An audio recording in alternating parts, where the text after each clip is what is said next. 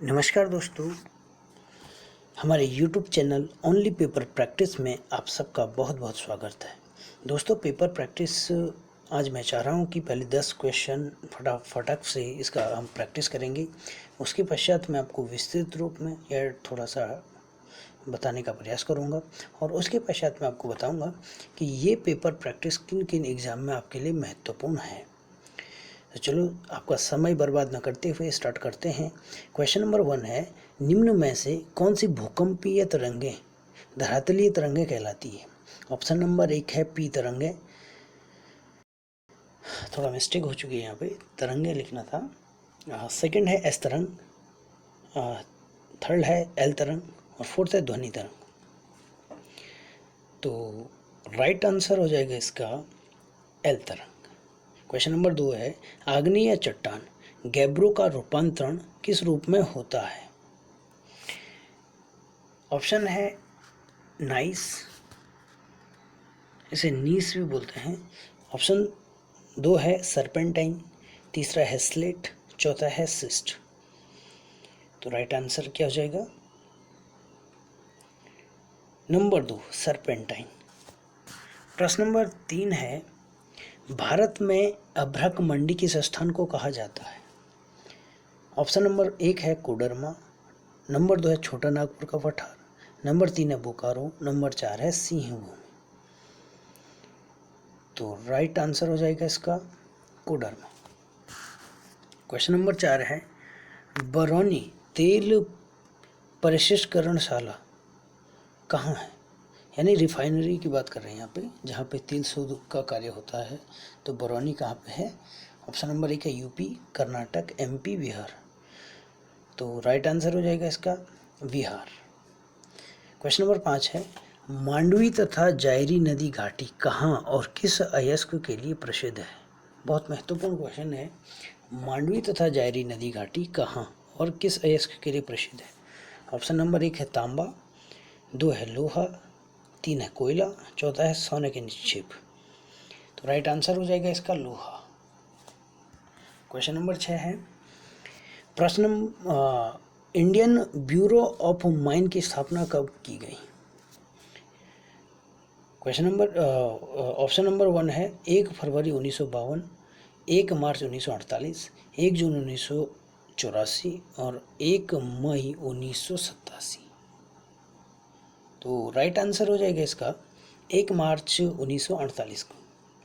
Question number 7 है, निम्न में से ताप्ती की सहायक नदी है। ऑप्शन नंबर 1 पूर्णा, मोर, बैतूल, छिप्रा या इनमें से कोई नहीं।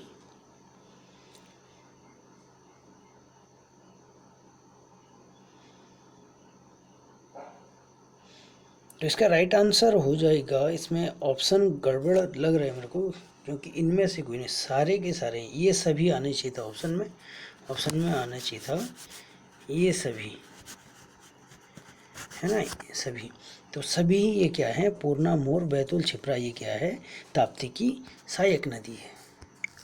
क्वेश्चन नंबर 8 है, माओरी जनजाति किस देश में निवास करती है। ऑप्शन नंबर 1 है कनाडा, अमेरिका, न्यूजीलैंड, रूस। तो राइट आंसर हो जाएगा न्यूजीलैंड। क्वेश्चन नंबर 9 है, लानोस घास के मैदान किस देश में पाए जाते हैं। Option number 1 Venezuela, Brazil, Argentina या कीनिया। तो राइट आंसर हो जाएगा वेनेजुएला। क्वेश्चन नंबर 10 है, डिंडवाना झील किस राज्य में स्थित है। Option number 1 Rajasthan, Orissa, Punjab, Haryana.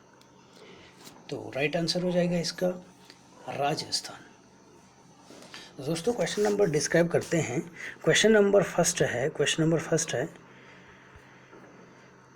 निम्न में से कौन सी भूकंपीय तरंगें धरातलीय तरंगें हैं। तो दोस्तों, एल तरंगें धरातलीय तरंगें कहलाती है। अब आते हैं भूकंपीय तरंगें। दोस्तों, भूकंपीय तरंगें किसे कहते हैं? जब वो भूकंप आते हैं पृथ्वी पर, जब भी धरातल पर भूकंप आते हैं, तो 3 प्रकार की क्या निकलती है, तरंगें निकलती है। एक का नाम एस तरंग है, दूसरे का नाम पी तरंग है, पहले का पी तरंग, एस तरंग और एल तरंग है। दोस्तों, माना कि ये पृथ्वी है, यहाँ पे हमारी पृथ्वी है, इस पॉइंट पे क्या निकला, हमारे क्या निकला है, भूकंप आता है तो यहाँ पे 3 तरंगे का उद्भव होता है। सबकी अपनी अपनी विशेषता है। आने वाले पेपर प्रैक्टिस सेट में एस और पी के बारे में बताऊंगा। अभी एल तरंग की बात करते हैं। एल तरंग, इनको प्राइमरी तरंग भी कहते हैं। प्राइमरी तरंग ये क्या करती है कि जैसे ही भूकंप आता है तो इसका जो संचरण होगा ये धरातल की ओर होता है, जबकि एस और पी तरंगों की जो एस और पी तरंग उनका जो संचरण होगा धरातल से गहराई में भी होता है। यानी ये पृथ्वी है, पृथ्वी की गहराई में भी उनका संचरण होगा, जबकि एल तरंग है ये धरातल में इनका संचरण होगा। इसीलिए इन्हें क्या बोलते हैं, लॉन्ग वेव्स भी कहते हैं, लंबी अवधि के लिए। और क्या होता है कि जैसे ही यहाँ पे भूकंप आता है तो लंबी अवधि के लिए ये तरंगें रहती है। अब धरातल में लंबी अवधि पर रहने के कारण ये क्या करेंगे, सबसे ज़्यादा विनाश करेंगे। अर्थात धरातल पे क्या करेंगे, एल तरंगें सबसे ज़्यादा विनाशकारी क्या है तरंग भी कहते हैं, और इसी कारण से विनाशकारी तरंग भी कहते हैं। तो ये था आपका एल तरंग। क्वेश्चन नंबर 2 है, आग्नेय चट्टान गैब्रो का रूपांतरित रूप होता है। तो इसका राइट आंसर हो जाएगा सर्पेंटाइन। राइट आंसर हो जाएगा सर्पेंटाइन। अब आता है कि जो नाइस, स्लेट और सिस्ट ये क्या है। दोस्तों जो चट्टानें हैं आपने देखा होगा 3 प्रकार की होती है, आग्नेय चट्टान, अवसादी चट्टान और रूपांतरित चट्टान। आग्नेय चट्टान, ये चट्टानें आपस में एक दूसरे के रूप में बदलती रहती है। आग्नेय चट्टान एक जिसका आग्नेय चट्टान उसका नाम है ग्रेनाइट। ग्रेनाइट एक आग्नेय चट्टान है, और आग्नेय चट्टान जब रूपांतरित चट्टान के रूप में बदलता है तब उसका नाम हो जाता है नाइस। ठीक, या नीस, नीस भी बोलते हैं, ऐसे नीस बोलते हैं वैसे, नीस। तो ग्रेनाइट जो आग्नेय चट्टान है वो रूपांतरित चट्टान में किस में बदलेगा, नीस में। एक है सेल, एक चट्टान है सेल, यह है अवसादी सेल, अवसादी सेल भी कहते हैं इसे, और दूसरा यह परतदार चट्टान भी कहते हैं। तो जब ये रूपांतरित रूप में बदलता है तो ये बनता है स्लेट में। सेल किस में बदलेगा, स्लेट में। और रूपांतरित चट्टान जो स्लेट है वो पुनः रूपांतरण होकर जिसमें बदलेगा वो सिस्ट में बदलेगा, अर्थात वो किस में बदलेगा, सिस्ट में बदलेगा। ठीक है, तो ये हम मोटे तौर पे हमने ये चट्टानों के बारे में पढ़ा। क्वेश्चन नंबर 3 है, भारत में अभ्रक मंडी। अभ्रक मंडी, इसका राइट आंसर हो जाएगा कोडरमा। बहुत एग्जाम में ये पूछा गया है, उत्तराखंड पीसीएस में, लोअर पीसीएस में, अदर यूपी में भी कई बार पूछा जा चुका है। अभ्रक मंडी किस स्थान को कहते हैं, कोडरमा को अभ्रक मंडी कहते हैं। भारत में पूरे विश्व में भारत में लगभग 60% अभ्रक भारत में पाया जाता है। और अभ्रक की जो सबसे बड़ी जो ट्रिक है, पुराना मोर बैल के पीछे छिप गया। क्या है, पुराना मोर, पुराना मीन्स पूर्णा, पुराना मोर किसके पीछे छुप गया, बैल के पीछे छुप गया। तो पूर्णा, मोर, बैतूल और छिपरा ये किसकी है, ताप्ती की सहायक नदी है। ताप्ती कौन से, ये ताप्ती जो नदी है इसकी कुछ क्या क्या विशेषताएं हैं। यह पूर्व से पश्चिम में बहने वाली नदी है। ठीक है, कहाँ से होता है, इसका उद्गम होता है मध्य प्रदेश का कौन सा क्षेत्र है, मध्य प्रदेश के एक, मेरे ख्याल से मुल्ताई एक जगह है ना, मध्य प्रदेश का मुल्ताई एक जगह है, वहाँ से इसकी वो उद्गम होता है और यह खंबात की खाड़ी में गिर जाता है। सबसे महत्वपूर्ण विशेषता ये है इसकी कि इसमें एक बांध है गुजरात में जिसका नाम है उकाई बांध। तो उकाई बांध ताप्ती नदी पर स्थित है। यह नदी एस्चुरी का निर्माण करती है। एस्चुरी क्या होता है कि कोई एक डेल्टा, सुना होगा आपने, जैसे गंगा नदी डेल्टा बनाती है और कुछ नदियाँ एस्चुरी बनाती है। क्या होता है कि माना कोई नदी है, यहाँ पे ये भारत का दक्षिणतम बिंदु है, यहाँ पे ये नदी ताप्ती नदी इधर से आई और यहाँ किसमें, खंबात की खाड़ी में गिर गई। जब यह नदी इस वाले रीजन में अरब सागर में गिर रही होगी तो यह जाके सीधे ही कहाँ समा जाएगी, सागर में समा जाएगी, अर्थात समा जाएगी। जबकि जो डेल्टा बनाने वाली नदियां हैं वो जैसे ही जैसे गंगा नदी इधर से आती है और यहाँ पे कौन सी, यहाँ पे बंगाल की खाड़ी है, बंगाल की खाड़ी में गिरने से पहले ये क्या करती है, गाद लेके यहाँ पे इस प्रकार से गाद को भर देगी और यहाँ पे बहुत सारे भागों में डिवाइड हो जाएगी, ठीक है, और यहाँ पे डेल्टा का निर्माण करेगी और फिर यहाँ पे बंगाल की खाड़ी में गिरेगी। इसके विपरीत जैसे ये ताप्ती नदी है, ताप्ती नदी आती है और डायरेक्ट ही किसी भी प्रकार की क्या नहीं बनाएगी, डेल्टा का निर्माण नहीं करेगी, सीधे का सीधा कहाँ चले समा जाएगी, सागर में समा जाएगी। अपने साथ जो गाद लेके आएगी वो हल्के से यहाँ पे छोड़ देगी और जैसी ज्वार भाटा आएगी आती है तो उस गाद को भी सागर में जो खाड़ी में समा जाती है। तो ये क्या करती है, डेल्टा का निर्माण नहीं करती। इस प्रकार को क्या बोलते हैं, एस्चुरी। तो ताप्ती नदी किस का निर्माण करती है, एस्चुरी का निर्माण करती है। कई बार एग्जाम में पूछा जा चुका है, ठीक है। क्वेश्चन नंबर 8 है, माओरी जनजाति किस देश में निवास करती है, तो किस में करती है, न्यूजीलैंड में। लानोस घास के मैदान किस देश में पाए जाते हैं, यह है वेनेजुएला। वेनेजुएला के बारे में तो आपको पता ही होगा।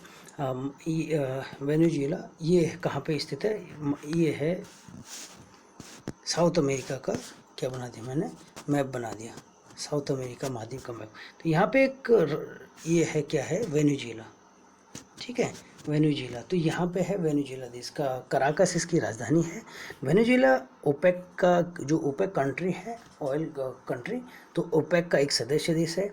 और यहाँ पे एक महत्वपूर्ण झील है जो एग्जाम में पूछा गया, इसका नाम है मराकाइबो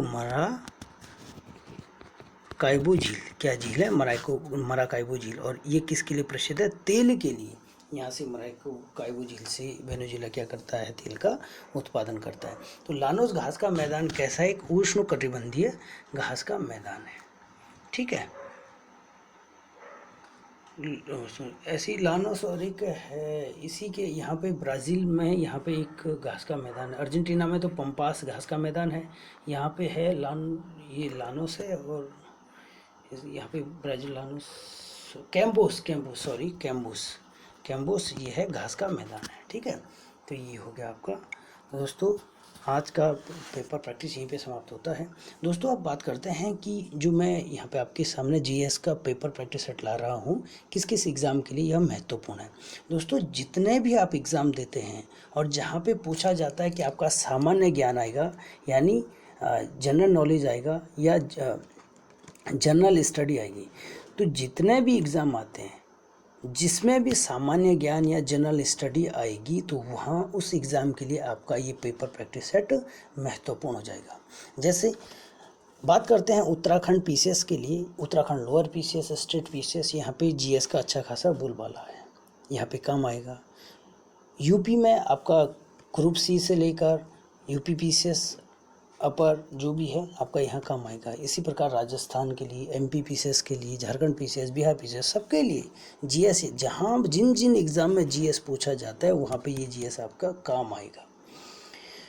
यहाँ तक कि उत्तराखंड के ग्रुप सी के एग्ज़ाम में जितने भी अभ्यर्थी सेलेक्ट हो रही हैं वर्तमान समय में, जिनका जीएस बहुत मजबूत है, उन बच्चों का ज़्यादा सिलेक्शन देखने को मिलता है, क्योंकि 40 नंबर का यहाँ पे उत्तराखंड जीएस आता है और बच्चे उत्तराखंड को अच्छी तरह रट के जाते हैं। और जीएस इतना आसानी से रटा नहीं जाता है। कम से कम मेरा मानना है कि जीएस को 1 साल तक अच्छे स्तर तरीके से बहुत डीपली अगर पढ़ेंगे तो तब जाके आपका जीएस कंप्लीट होगा, वरना 1-2 महीने में या 3 महीने में जीएस कंप्लीट नहीं होता है। सत्य वचन की घड़ी में यही बात है। अब मैं आपको कंप्लीट जीएस तो नहीं पढ़ा सकता हूँ, पेपर प्रैक्टिस सेट में आपको करवाऊँगा। पढ़ना आपको स्वयं पड़ेगा, खुद पढ़ना पड़ेगा। यूट्यूब चैनलों से ज़्यादा बेहतर है कि आप स्वयं पढ़ाई करो, किसी कोचिंग संस्थान में डिटेल से डिटेल से किसी भी सब्जेक्ट को तरीके से, सिलसिलेवार तरीके से आप पढ़ेंगे तब जाके आपका फ़ायदा है। वरना किसी भी यूट्यूब चैनल से 1-2 20-25 मिनट का वीडियो देखेंगे, उससे कोई बहुत बड़ा ज्ञान आपका नहीं बढ़ेगा, फ़ायदा नहीं होगा, ऐसा मेरा मानना है। तो बहुत बहुत धन्यवाद, आपने वीडियो को देखा। पसंद आई तो लाइक करो, शेयर करो, कमेंट करो।